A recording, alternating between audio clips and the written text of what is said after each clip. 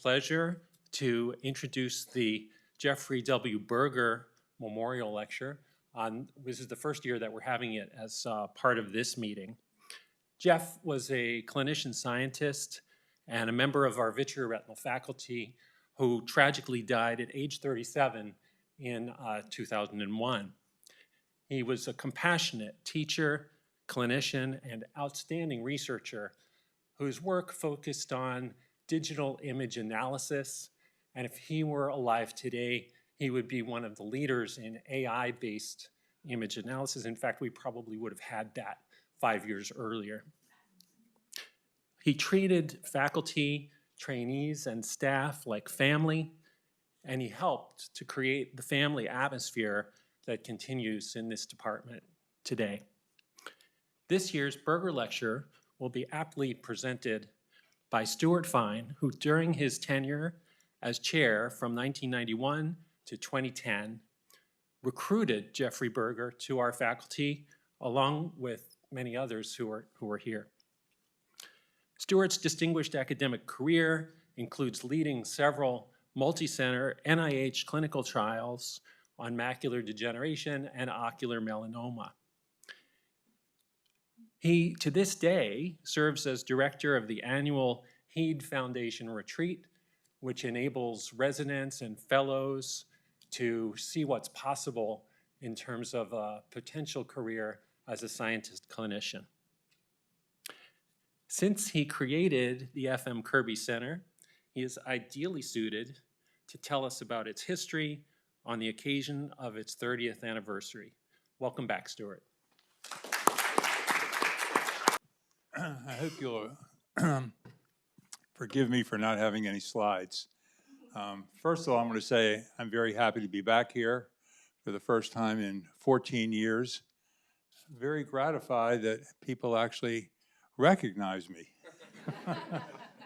I was flattered when Dr. Jeng and Dr. Anniv invited me to come back to help celebrate the 150th anniversary of the founding of the department in 1874. And I didn't even mind when they said I wasn't their first choice. They were actually looking for someone who had been here at the time of the founding. But failing in that search, they settled on me, the closest they could find. Now, I want to say a couple words about Jeffrey Berger. And as I look around the room, I realize two things: that more than half of the people here in the room were not alive when the FM Kirby Center was founded, and were not involved with the department or with the School of Medicine when Jeffrey Berger was here. But he truly was a giant of a human being. We could speak for the next 30 minutes about Jeff Berger, about his brilliance, his insight, his compassion. He was just the total package and completely self-effacing. And I think about him regularly, and it brings a smile to my face. The world is richer because Jeffrey Berger lived for 37 years. It would have been far more rich had he lived a normal lifespan. Now, this story about the founding of the FM Kirby Center is a bit of a shaggy dog story, but I'll try to make it interesting. I learned my first year here in 1991 that between Thanksgiving and Christmas, lots and lots of people, organizations, institutions, and foundations send contributions in. It's to get in before the end of the tax year. And not wanting to fall behind, my practice, as soon as I opened a letter, dear Dr. So-and-so, or to the Shea Eye Institute, was to pick up the dictaphone. Most of you might not even know what that was, and dictate a short note, often plain vanilla, sometimes French vanilla, because I often didn't know who the donor was. It was often a patient of my predecessor, Dr. Shea. Sometimes it was an organization that I recognized. Sometimes a very prominent foundation like the Pew Charitable Trust, but I sent a letter out. But there was one contribution that came in the middle of December from the FM Kirby Foundation. And I didn't recognize that. We didn't have a full-time director of development then in the department, and I was not aware that there was actually an encyclopedia of sorts that lists every foundation and where it's located and who the officers are and what their priorities are. You know, it could be nursing students or patients with multiple sclerosis or what a church or a political organization. I didn't know any of that. So I decided to pick up the phone and call because $1,500, you know, it doesn't sound like so much now, but you have to understand that money doubles every 10 years. So that would be like $10,000 or $12,000. Just like the $5 million gift that we got sounds like, well, it's okay. Now you're listening to the news, people are talking about hundreds of billions of dollars and trillions of dollars. But a $5 million gift now would be between $30 and $40 million. It definitely would get your attention, I think. So I picked up the phone. I wanted to find out about this foundation in Morristown, New Jersey. Someone answered the phone, and I identified myself, and I said, I'm at the Shea Institute, and we received recently a contribution, and it was signed by Paul Mott, who was the executive director. And by the way, at some point, it would be interesting for you all to Google the F.M. Kirby Foundation and also Paul Mott. Had a very, very distinguished career in philanthropy, as an instructor, as a teacher at the Lawrenceville School, and of course as the executive director of the F.M. Kirby Foundation.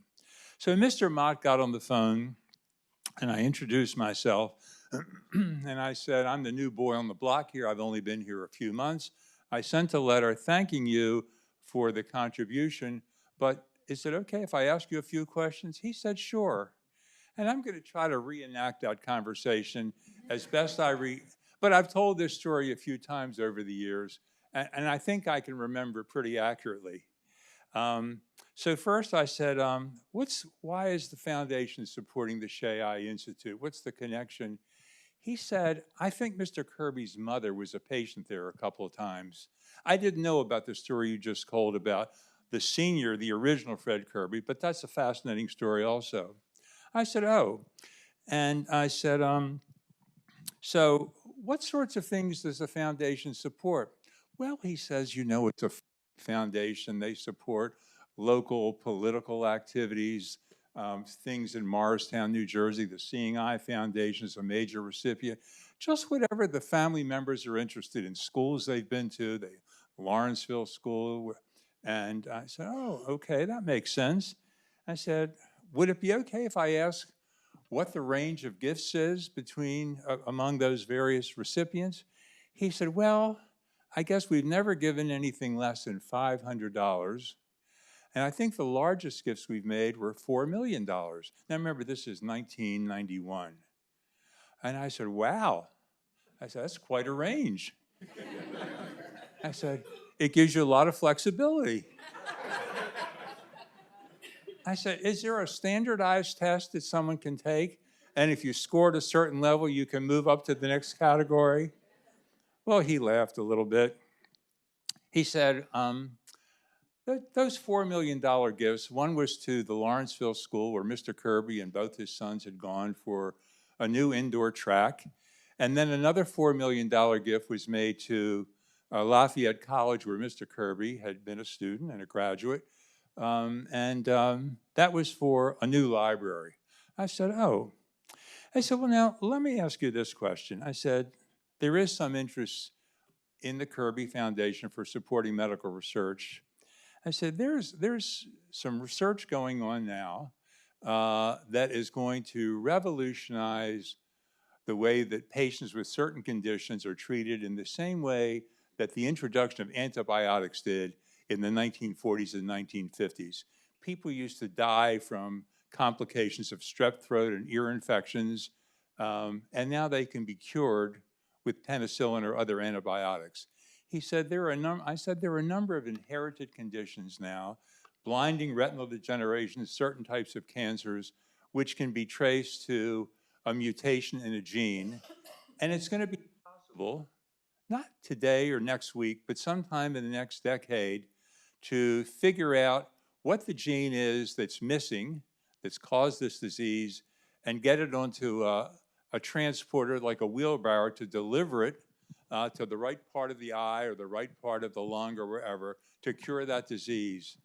And this research is going to be taking place at a relatively small number of institutions that have a tradition of excellence in research, that have the resources, the physical resources, the human resources, the history of collaboration.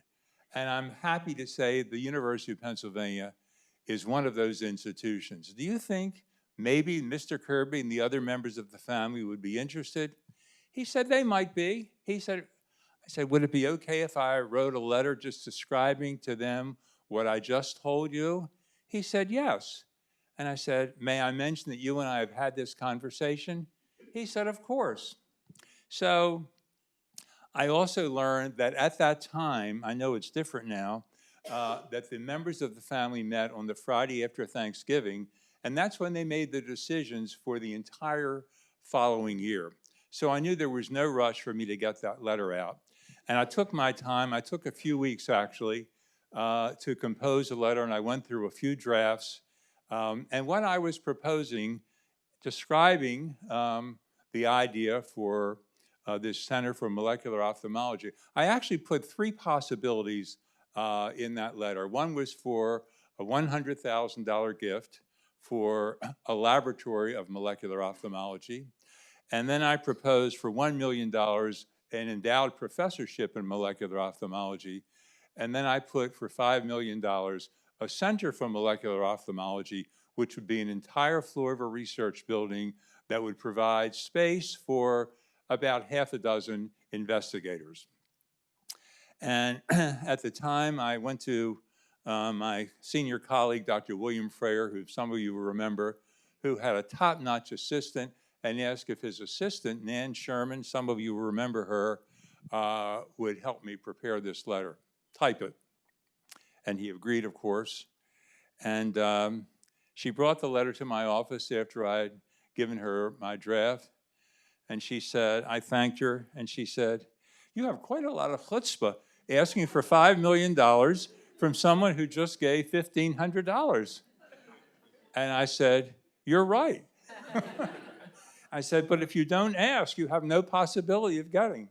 I said, the worst thing anyone can say is, no, we can't do that this year. Well, the letter went off sometime, I guess, in February. As I said, I took my time, and I thought I might hear something in a couple of weeks. I waited about 3 weeks. I couldn't take it any longer. And I picked up the phone, FM Kirby Foundation. I said, hi, this is Stuart Fine. Oh, Dr. Fine, I was just getting ready to call you. Mr. Mott would like to come down and visit with you. Paul Mott was the executive director who had signed the letter, and he'd like to spend 4 hours with you. He'd like to arrive by 10, not before 10, because he wants to miss the morning rush, and he'd like to leave by 2. And he's pretty much available on Tuesdays, Wednesdays, and Thursdays. So we found a date. Now I can't remember whether it was in late March or early April, and he came down and arrived at 10 o'clock, and we spent 4 hours in my office talking, listening, talking, except for a coffee break and a lunch hour. We schmoozed for 4 hours, and he wanted to know all about me. He wanted to know about my parents and what they did and how I got interested in medicine, and what I had done at Hopkins and how long had I been there and why had I left Hopkins to come to Penn, and what did I think about Penn, about the comparison between the two institutions. And then he wanted to know about my family, my wife, and my children, and on and on and on, and my hobbies and how I spent my spare time. And I'd say maybe the last half hour, he talked about the proposal for the Center for Molecular Ophthalmology. And at the end of that time, he thanked me. He said, well, this has been a very interesting day. He said, I will go back and report to Mr. Kirby, and we'll let you know what the next step is. So that was that. And then I guess it was about 3 or 4 weeks later, I was at a meeting in Baltimore. At that time, I was still chairing 2 NIH trials, and my research team was at Wilmer, and I would take a train down once a month and spend a full day there. And I got a call from my assistant who said, I just got a call from the FM Kirby Center, and Mr. Kirby himself would like to come down and visit with you. And he would like to spend 4 hours with you. He'd like to arrive by 10 and leave by 2, but he didn't say he was available for any Tuesday, Wednesday, and Thursday. He gave me 2 dates in August. He said, I hope you would be available for one of those 2 dates. And I said, I think I could make myself available for those 2 dates. Well, it was sometime in August. I can't remember the exact date. And at this point, I realized that there was some serious interest. And I engaged the advice of Cush Jarrett, who was the director of development for the medical school, told her what had been going on. And I also thought it would be a good idea if Mr. Kirby met with the dean. And then I realized that the dean was going to be away for those 2 weeks. And so I made an appointment to see him. It was Bill Kelly, for those of, if there are any old timers here. And I said, Bill, it's not my position to tell you how to spend your time. And under normal circumstances, I wouldn't do it. I said, but I would be very grateful if you could leave your vacation in Michigan and fly down to meet Mr. Kirby. And he agreed without hesitation. So the day in August arrived, and Mr. Kirby came down. I eventually called him Fred, but then he was Mr. Kirby. And we realized immediately a few things about each other. We were the same height. We both wore bow ties, which we tied ourselves. We realized we both loved hiking in the mountains as one of our favorite pastimes. And he pursued the same kinds of questions that Paul Mott had done, mostly about me. He was very interested in the fact that I love the outdoors. He was very interested in my family. He liked the fact that Ellie and I have 2 children, that my son was at Harvard where he had gotten a graduate degree, that my son had gone to a school in Baltimore called Gilman, which was like the Lawrenceville School in New Jersey, where he had gone and played 2 varsities, and on and on. A lot of that family stuff. And then around 12 or 12:30, after we finished going through my entire biography, we rode over to the medical school to meet the dean. We were going to have lunch in the dean's office. As we were walking down the corridor of the John Morgan building, he stopped short and he looked at a portrait on the wall. And I can't remember his name. If I had been here, I would have gone to make sure that I remembered it. He said, that was my grandfather's closest friend. This was a former professor of urology at the medical school. Larry Kirsten, I bet you had him for about 1910. Anyway, so that established an immediate connection between the Kirby family and the University of Pennsylvania. But we went into the dean's office. I can't remember what we had for lunch, and there was some chatter about gene therapy. Bill Kelly, the dean who had come a couple of years earlier from the University of Michigan, was a pioneer in gene therapy, which I had never heard of until I got here, and he was talking about it all the time, and that I understood what the possibilities were. And after we spent about 45 minutes with the dean, we went back to Shea, and he said it had been a very interesting afternoon, that I'd given him a lot to think about. And I said, Mr. Kirby, I had 2 goals in mind for our meeting today, after thanking him for coming, of course.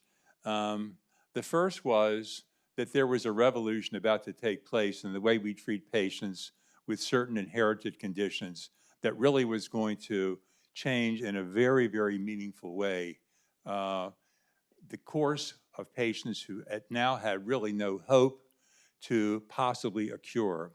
And the second was that this revolution was going to take place in the first few years at a very small number of institutions that were adequately resourced to conduct that research, and that Penn was one of those institutions. If I have made those points successfully, I know that you will make a substantial gift. And I don't know if it'll be this year or next year or maybe over a couple of years, but if I've made those points properly, I know that you will make a gift. And he said, thank you very much for the day. I'll let you know when we've made a decision, which of course I knew wouldn't be forthcoming until another 3 or 4 months. But a couple of weeks later, I began to get telephone calls from Paul Mott with questions. The first question was, we would like you to give us the names of 5 personal references about you that we could consult. And I think the point of that was to see if they were going to make a substantial, the foundation was going to make a substantial gift, whether I was the kind of person who could be responsible for making sure that this dream would be carried out. So I gave them the names of 5 people. I gave them the names of Carl Kupfer, who was the founding director of the National Eye Institute, of David Weeks, who was the chairman of the board of Research to Prevent Blindness, which at the time was the largest funder of eye and vision research in the country, second only to the National Eye Institute. I gave the name of Brad Stratzma, who was the founding director of the Jules Stein Eye Institute and the president of more ophthalmic organizations in the world than any person who's ever lived. And I gave them the name of Arnold Patz, who had been my mentor and the former chair at Wilmer, and of Mort Goldberg, the current chair of Wilmer. And of course, I let these people know that they would be receiving an inquiry from the FM Kirby Foundation. And that went on. I assume that I got adequate marks because then I got phone calls from Paul Mott about all kinds of questions. Exactly where would the Center for Molecular Ophthalmology be located? And by this point, we were only speaking about a center, not about a laboratory or about an endowed chair. And then there was a question about what would it be called? Well, it will be called the FM Kirby Center for Molecular Ophthalmology. Could I assure that that name would be in perpetuity? I said, well, during my lifetime I can. After that, I can't be certain. Well, that was adequate. Anyway, those are the questions that went on. And then I waited. And I didn't wait anxiously. I waited eagerly, though. Not anxiously because I knew nothing was going to happen until after Thanksgiving, when the foundation family made its decision. And about the 2nd or 3rd week of December, I was getting a little anxious then. I was at home recovering from an automobile accident I had been in on a Saturday night. A couple of drunk drivers had crashed head on. And I spoke to my assistant, and she said, there's an envelope from the FM Kirby Foundation. And I said, could you open it? I said, and start reading, don't miss a word. She said, Stuart Fine, MD, 51. I said, no, you can skip that part. I said, Cheryl, is there a check in there? She said, oh my God. She said, I've never seen a check like this. I said, well, how much is it for? She said, it's for $5 million.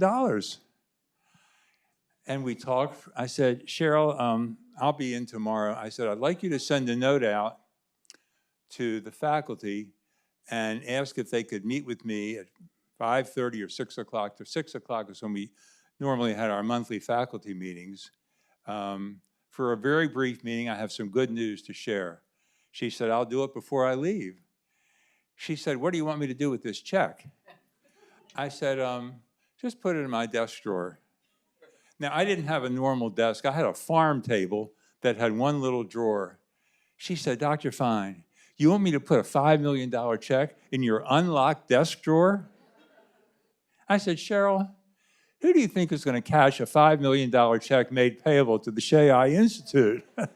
I'm not worried about that. Well, she put it in my desk drawer, and I came in the next day. I met with the faculty. I met with the dean. It was a pretty big deal at the time. The dean arranged for me to meet with all the other department chairs, just to tell the story that I'm telling now about how all this came about. This was at the end of 1992. The center is located in what is now called the Stellar Chance Building. That was a 2-story building. It's now what, 8 stories? It was a 2-story building, and the top of the building was the chiller plant that provided air conditioning for most of the medical school and some other research buildings on the campus. And so that chiller plant had to be removed. 6 stories were put on top, and we actually didn't occupy the entire space until, Dwight, I think 1994. And we planned a symposium in 1994, September 1994. How am I doing with my time? Yeah, we planned a symposium. Ellie and I entertained at our home the evening before. We had Jeanette Felix from the Foundation Fighting Blindness, David Weeks, and Diane Swift came down from New York. The deputy director of the National Alliance. It was a big deal. And the symposium, in addition to having Dwight and Jean and Sam Jacobson, who I was recruiting from Miami to join our faculty, we also had Dean Bach from UCLA. We had Jim Wilson, who was head of the Department of Genetics at the time. Judith Roden came, the president of the university, the dean came. It was a wonderful meeting. We had lunch afterward.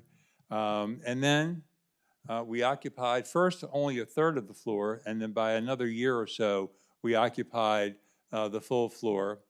And then 10 years later, on the 10th anniversary of the founding, we actually had another symposium to celebrate that decade of progress. And at that time, I asked each of the principal investigators, Dwight Stamboli and Jean Bennett, Ken, were you there then, or was that just before your time? I was just finishing training. Okay. Josh, Eric Pierce, and 1 or 2 others to put together a bio sketch, to put 2 or 3 of their best papers together. And we had this all put in a leather-bound volume, which I bring here. I only had, they were quite expensive actually, so I only ordered 10 copies. I gave 1 to the president of the university, 1 to the dean. I think I gave 2 to the foundation, Justin. You've got to find those. And I thought I'd given 1 to each of the principal investigators. But Josh doesn't remember. He remembers seeing it, and Dwight doesn't. So I don't know what happened to them. Anyway, I think this was it was a wonderful opportunity. I think the Center for Molecular Ophthalmology was the first of its kind in the world. It's obviously done fabulous work. It continues to do good work and will continue to thrive for the foreseeable future. As to the foundation, I just want to tell one more little story. Paul Mott called about a year later and said, "You haven't asked for anything more." I said, "We were so grateful for a $5 million gift." He said, "No, but you need operating funds." He said, "When we give a large gift, we expect to continue supporting with operating funds every year." And he said, "Well, we'll send $50,000. But in subsequent years, we did make a plea, and I can't remember all the gifts, but the F.M. Kirby Foundation endowed 2 more chairs, 1 for, I think, $1.5 million and 1 for $2 million. So there are now 2 F.M. Kirby professorships in molecular ophthalmology. I think they bought an electron microscope and a few other things. It's been a while. I can't remember all the details, but Josh remembers, and Justin probably has a record. So it's been a great trip. I want to close just with saying again that those of you who knew Jeffrey Berger knew what a fabulous individual he was. And those of you who didn't have really missed a great person. But I want to, I do have some. So this is Paul Mott, and I would encourage you to Google him to find out what a distinguished career he has. Next. This is Dwight and Jean wearing hard hats. taking a little trip when the Stellar Chance building was being renovated. Next. This is the program for the dedication in September 1994. Next. That's the program. Next, okay. Gene, Al, Jim Wilson, Ed McManus, the Deputy Director of the National Eye Institute, David Weeks, President of RPB, Jeanette Felix, the Director of Science for the Foundation Fighting Blindness, Judith Roden, President. Next, Dean Kelly, Gene Bennett, Dwight. Nobody's changed. Al McGuire, Dean Bach from UCLA, Ed McManus, the Deputy Director, Judith Roden, the President of the University. That's Fred Kirby in the middle with the Dean and me. This is the luncheon afterward. Next. The principal investigators, Ed Pugh, Gene, Dwight, Josh. Can you, oh, you were there for the second. The second, okay, right. Eric Pierce, who's now up at Harvard. The group. This is the group standing in front of the plaque, FM Kirby Center for Molecular Ophthalmology. Okay, a lot of money there. Thank you. And this is the program for the 10th anniversary celebration. Next. The program. Okay, next. Next. Oh, so this was our departmental, I guess, quarterly or semi-annual newsletter for a number of years. I'm standing there with Fred and Walker Kirby. Both of them became my patients and friends. I visited them at their home in Hillsborough, North Carolina on several occasions with Ellie, and wonderful people. Next, close-up of them. Dillard Kirby, who is Mr. Kirby's second son. He has 3 sons and 1 daughter, as I recall. Number 2 son. And this is the book that I brought. So if some of you want to look through this and see what the, Justin was looking through it. These were descriptions of what the scientists said in 2005 they were going to do. So we really can check now to see if they did what they said they were going to do. Is that the last one? Oh, everybody knows who this is, right? What's this dog's name? Lancelot. Lancelot. Oh. I was actually there in 2001 with Gene and Al and the newly appointed director of the National Eye Institute, Paul Sieving, when they took Lancelot to Congress to show the various members of Congress on the health and labor committees and legislative aides what their research was accomplishing. And Lancelot behaved himself, which means he didn't pee on any of the carpets. He was a gentleman. Okay, I think that's the last one. No? All right, thank you. Thank you so much, Stuart. Stuart, thank you for recounting the history of the Kirby Center on the occasion of the 30th anniversary. I think we have done well to adhere to all the promises we made, or many of them, 10 years ago, and some of the discoveries we couldn't even anticipate at that time.